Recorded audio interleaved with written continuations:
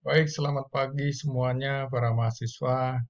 Pada pertemuan ke-10 ini saya akan membahas tentang use case diagram.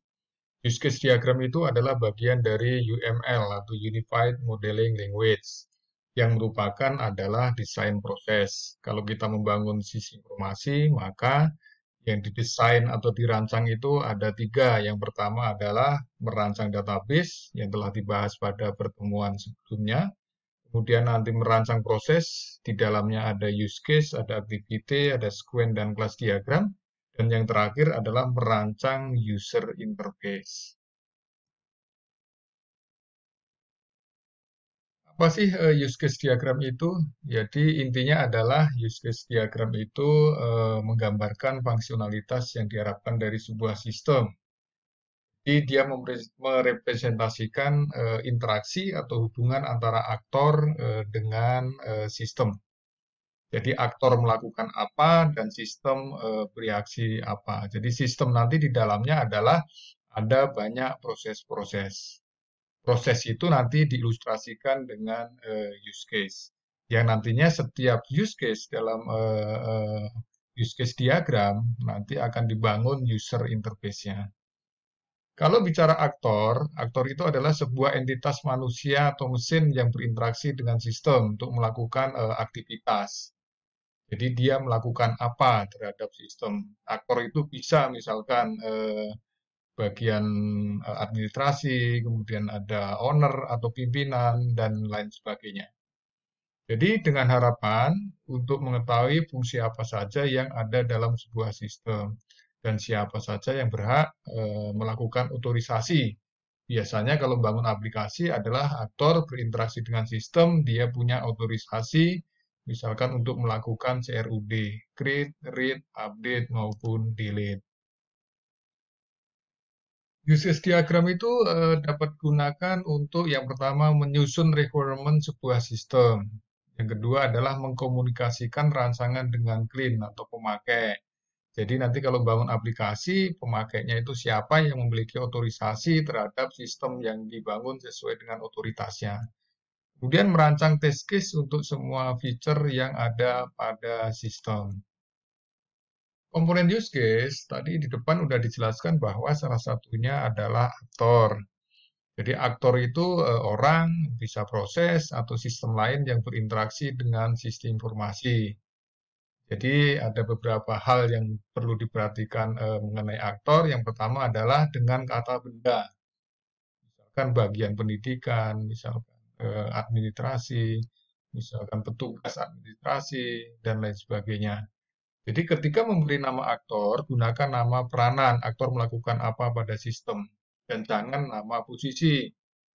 Seorang individu dapat memainkan beberapa peranan dalam aktor yang berinteraksi dengan sistem. Jadi aktor simbolnya adalah seperti ini. Dan nanti kalian bisa praktek dengan menggunakan Star UML.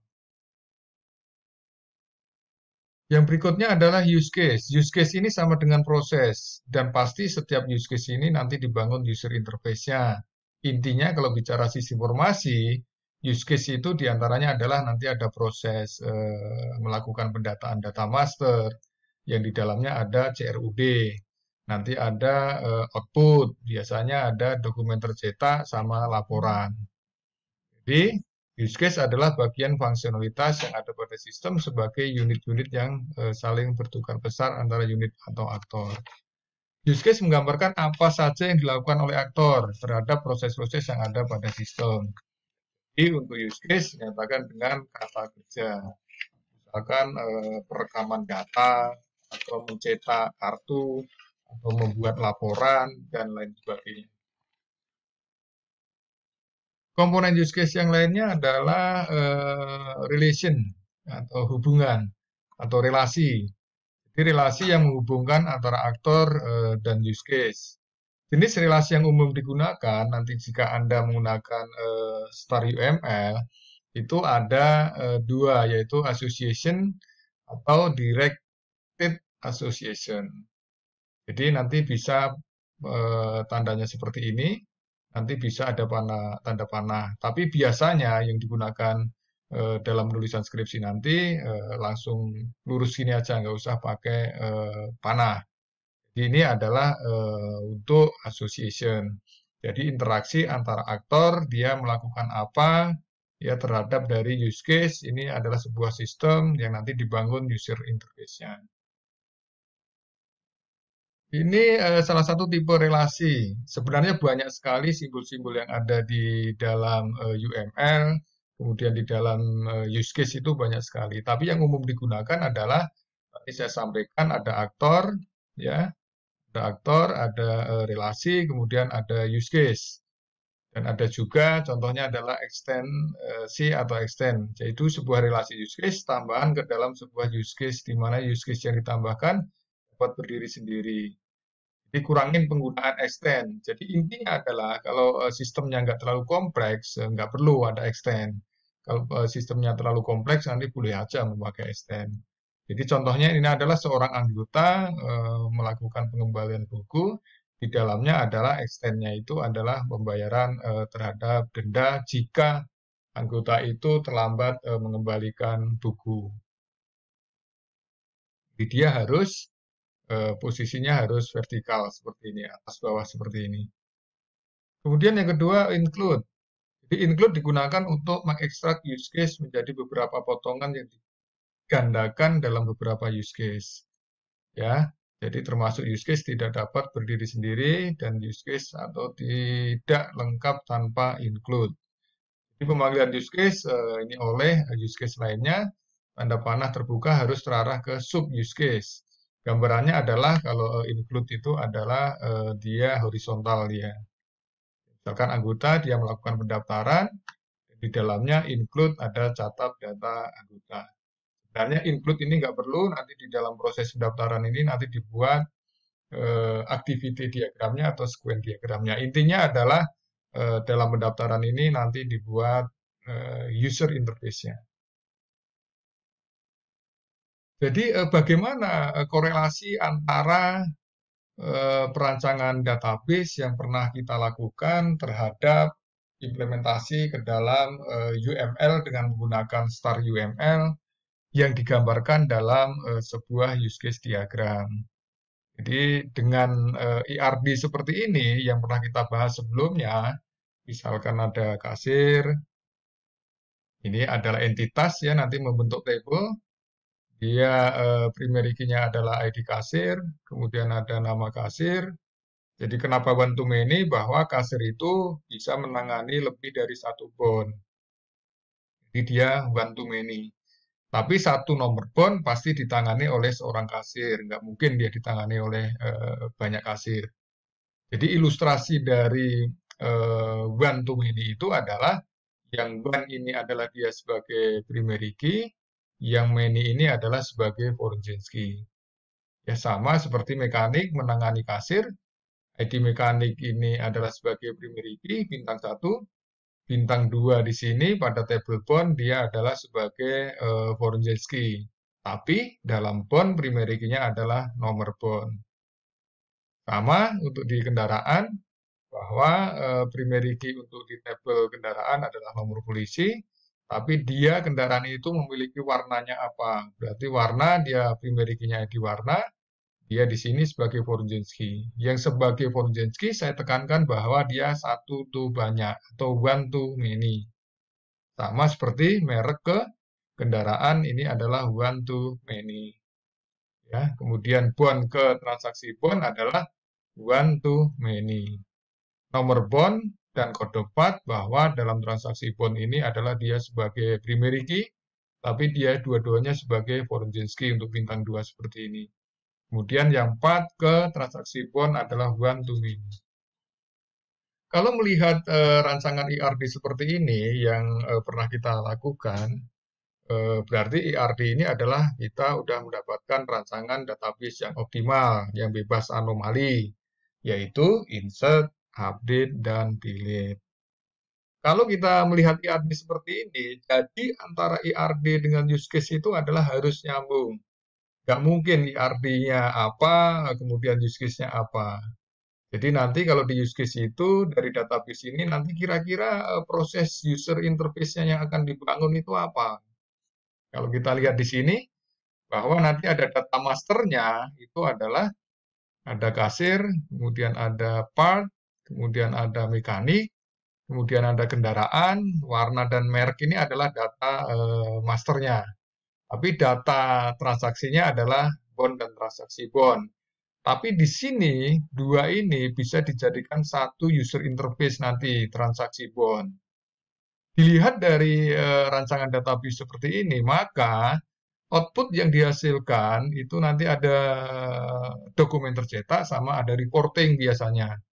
Nanti kita ilustrasikan use case diagramnya seperti apa. Kalau melihat seperti ini, pasti nanti outputnya adalah bond nanti. Bond yang nanti diberikan kepada customer. Ya, karena customer bawa kendaraan, berarti kendaraan ini adalah sebagai nanti customer dia. Ya, kemudian output berikutnya adalah bisa dalam bentuk laporan, yaitu laporan transaksi bond. Bagaimana use case-nya?